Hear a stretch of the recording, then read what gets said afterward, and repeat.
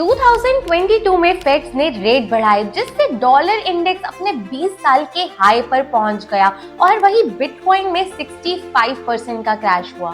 Dollar up bitcoin down, ये inverse relationship 2022 में एक परफेक्ट एग्जाम्पल बना।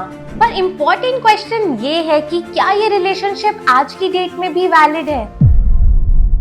Hello everyone, welcome to Delta Exchange YouTube channel. आज इस वीडियो में हम एक ऐसी चीज डिस्कस करने वाले हैं जो एक सीरियस क्रिप्टो ट्रेडर को पता होनी चाहिए, बिटकॉइन एंड डॉलर इंडेक्स के बीच का रिलेशनशिप। इस टॉपिक पर दो पॉपुलर व्यूज है। पहला, कुछ लोग कहते हैं कि बिटकॉइन एंड डॉलर इंडेक्स में इनवर्स रिलेशनशिप है, मतलब डॉलर ऊपर तो बिटकॉइन नीचे। दूसरा व्यू ये है कि कुछ लोग कहते हैं कि डॉलर इंडेक्स एंड बिटकॉइन में कोई रिलेशनशिप ही नहीं है। पर ये दोनों ही व्यूज इनकम्प्लीट हैं। आज इस वीडियो में हम फोकस करने वाले हैं कि बिटकॉइन एंड डॉलर इंडेक्स में क्या रिलेशनशिप है एंड क्यों।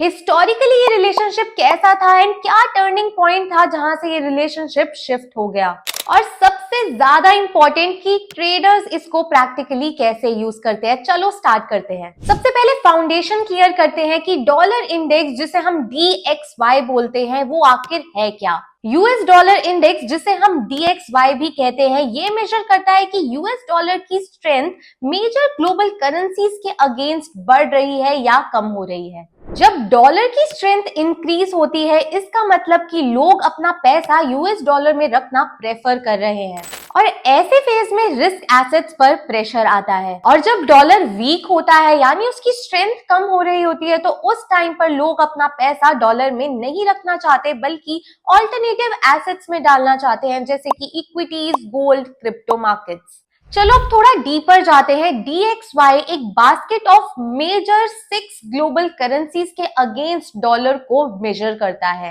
एक चीज नोटिस करो कि यहाँ पर यूरो का वेट सबसे ज्यादा है, अबाउट 58%।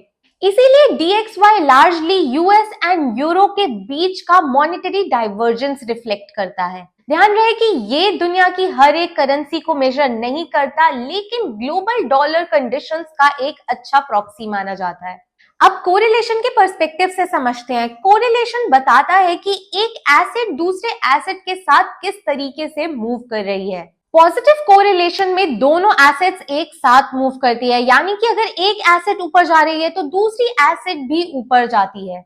जैसे बिटकॉइन और इथीरियम में एक पॉजिटिव कोरिलेशन है। अगर बिटकॉइन बढ़ता है तो इथीरियम भी बढ़ता है, बिटकॉइन गिरता है तो इथीरियम भी गिरता है। वही नेगेटिव कोरिलेशन का मतलब है कि अगर एक एसेट बढ़ रही है तो उसी टाइम पर दूसरी एसेट फॉल कर रही है। हिस्टोरिकली बहुत सारी स्टडीज एंड रिपोर्ट्स ने बताया है कि बिटकॉइन एंड DXY के बीच में नेगेटिव कोरिलेशन एग्जिस्ट करता था। मतलब DXY अप तो बिटकॉइन डाउन, DXY डाउन तो बिटकॉइन अप। अब क्वेश्चन ये है कि ये नेगेटिव रिलेशनशिप एग्जिस्ट करता क्यों था? तो इसका मेजर रीजन है ग्लोबल लिक्विडिटी। जैसा कि हमने पहले भी समझा था, जब डॉलर स्ट्रांग होता है तो लिक्विडिटी कंडीशंस टाइटर होती हैं। Capital dollar and dollar denominated assets की तरफ फ्लो करती है एंड रिस्क एसेट्स पर प्रेशर आता है। चलिए कुछ हिस्टोरिकल डेटा के एग्जांपल से समझते हैं इस रिलेशनशिप को। 2017 में हुआ इनिशियल कॉइन ऑफरिंग बूम। उस पीरियड में डॉलर रिलेटिवली वीक था, मॉनेटरी ईजनिंग हो रही थी, जिसकी वजह से रिस्क एपेटाइट हाई थी। बिटकॉइन $1,000 से $20,000 तक गया था, और ये DXY एंड बिटकॉइन का इनवर्स रिलेशनशिप यहाँ पर प्रूव हुआ था। 2020 covid shock and fed response. March 2020 में पैंडेमिक शॉक से बिटकॉइन सेल ऑफ हुआ एंड डॉलर में स्पाइक आई, classic flight to safety move. और फिर फेड ने कुछ ऐसा किया जो पहले कभी नहीं हुआ था। इंटरेस्ट रेट्स 0 हो गए, full quantitative easing and trillions of dollar market में इंजेक्ट किए गए। डॉलर वीक हुआ, लिक्विडिटी फ्लड हुई एंड रिस्पॉन्स में बिटकॉइन ने 2021 में $69,000 टच किया। और एक बार फिर से हमें यूएस डॉलर एंड बिटकॉइन के इनवर्स रिलेशनशिप का एग्जाम्पल मिला। अब आ जाते हैं 2022 की सबसे इंट्रूसिव केस स्टडी पर। 2022 इस इनवर्स रिलेशनशिप का सबसे स्ट्रॉन्ग एग्जाम्पल था। फेड ने aggressively rate hiking cycle start कर दी एंड सिर्फ 18 महीने में इंटरेस्ट रेट 0 से 5% हो गए। DXY लगभग 114 का लेवल टच कर गया, जो कि मल्टी डिकेड हाई जोन था। और वही बिटकॉइन उसी पीरियड में मार्च 2022 से $47,000 अप्रोक्सीमेटली हाई से नवंबर 2022 में अप्रोक्सीमेटली 15,700 के लो पर आ गया, यानी 65% का डिक्लाइन। और इस टाइम पर हमें ये इनवर्स रिलेशनशिप वापस देखने को मिला। 2023 रिकवरी, अब वापस से रेट कट स्टार्ट हुए एंड बिटकॉइन ने वापस अपना $40,000 के लेवल को अचीव करा। तो 2014 से 2023 तक ये जो रिलेशनशिप था ये काफी कंसिस्टेंट था, लेकिन 2024 के बाद एक नोटिसेबल रिजीम शिफ्ट दिखने लगा। चलिए चार्ट्स पर चलते हैं, जहां पर क्लियरली पता चलेगा कि 2024 के बाद रिलेशनशिप बदल रहा है। ये बिटकॉइन वर्सेस डॉलर इंडेक्स का लास्ट 10 इयर्स का चार्ट है, जहां पे ऑरेंज लाइन डॉलर इंडेक्स को रिप्रेजेंट कर रही है एंड ब्लू लाइन बिटकॉइन को। 2017 में आप क्लियरली देख सकते हो कि ऑरेंज लाइन में एक डाउनवर्ड मूवमेंट चल रही है एंड सेम टाइम पर ब्लू लाइन ऊपर की तरफ जा रही है। मतलब जब डॉलर इंडेक्स गिर रहा था तो बिटकॉइन रैली कर रहा था। उसके बाद 2018 में ऑरेंज लाइन ऊपर जाती हुई दिख रही है एंड ब्लू लाइन नीचे आती हुई दिख रही है। अगेन हमें एक इनवर्स रिलेशनशिप देख रहे हैं। 2020 से 2021 में देखें तो डॉलर इंडेक्स ऑरेंज लाइन हमें डाउनवर्ड दिख रही है एंड सेम टाइम पर बिटकॉइन की ब्लू लाइन अपवर्ड स्लोपिंग है, यानी कि इनवर्स रिलेशनशिप। मिड 2021 से लेकर 2023 में हम देखेंगे कि ऑरेंज लाइन में एक स्पाइक आई है, यानी कि डॉलर इंडेक्स काफी तेजी से बढ़ रहा था और सेम टाइम पर देखेंगे अगर बिटकॉइन की मूवमेंट तो हमें नीचे की तरफ नजर आ रही है। एक चीज यहाँ पर देखेंगे कि जब 2023 में इसकी पीक बनी है ऑरेंज लाइन की, यानी कि डॉलर इंडेक्स ने जब अपनी पीक बनाई है उसी टाइम पर बिटकॉइन ने भी अपना लोकल लो बनाया था। अब आ जाते हैं मेन पार्ट पर 2024 ऑनवर्ड्स। यहाँ पर हमें क्लियरली दोनों लाइन सेम डायरेक्शन में मूव करती हुई नजर आ रही है। 2024 के बाद ऑरेंज लाइन भी अपवर्ड है एंड ब्लू लाइन भी अपवर्ड है। उसके बाद हम देख सकते हैं कि जब ऑरेंज लाइन में एक डिप आया, यानी कि डॉलर इंडेक्स जब फॉल कर रहा था तो कायदे से बिटकॉइन में रैली आनी चाहिए थी, लेकिन बिटकॉइन स्टैग्नेंट था, वहां पर कुछ भी अपवर्ड मूवमेंट नहीं देखी गई।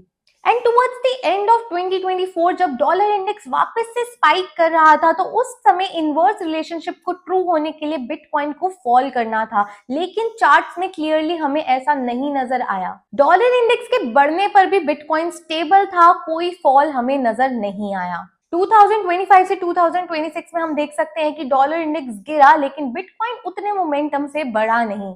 तो ये चार्ट हमें क्लियरली बता रहा है कि 2017 से 2023 तक ये inverse relationship between dollar index and bitcoin exist करता था, लेकिन 2024 के बाद क्लियरली यहाँ पर हम देख सकते हैं कि ये रिलेशनशिप चेंज हुआ है। इसका एक मेन रीजन है बिटकॉइन का ETF एरा ट्रांसफॉर्मेशन।